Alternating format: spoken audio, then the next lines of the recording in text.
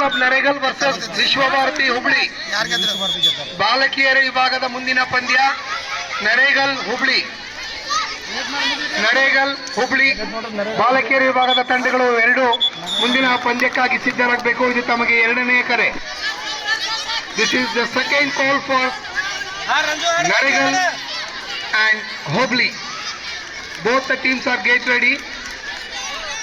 After the completion of this match, you should enter the court.